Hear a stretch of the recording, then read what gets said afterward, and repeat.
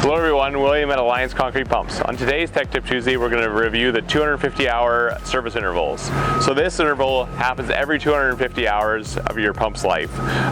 So that's the 100-hour service we went over before. That's only at the first 100 hours.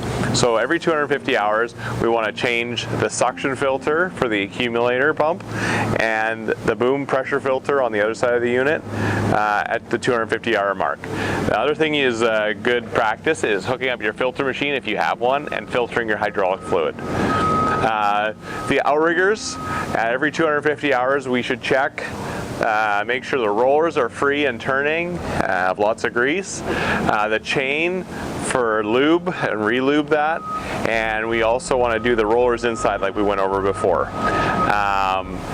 Up top on the turning system, there's 2 bolts on this unit. It's the 33 meter. This has 2 bolts on the front and 2 bolts on the back. We want to ensure that those bolts are tight and haven't come loose. We want to check the bolts on the hollow pin up there.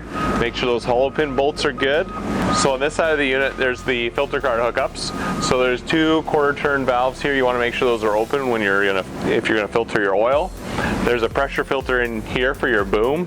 We're gonna take this out, pull it down. Make sure you wash inside the canister with like a solvent or a brake clean and make sure it's clean and dry before you reinstall that, just in case there's any metal or dirt particles in there. So the canister will come down and drain it out into a bucket, and just check.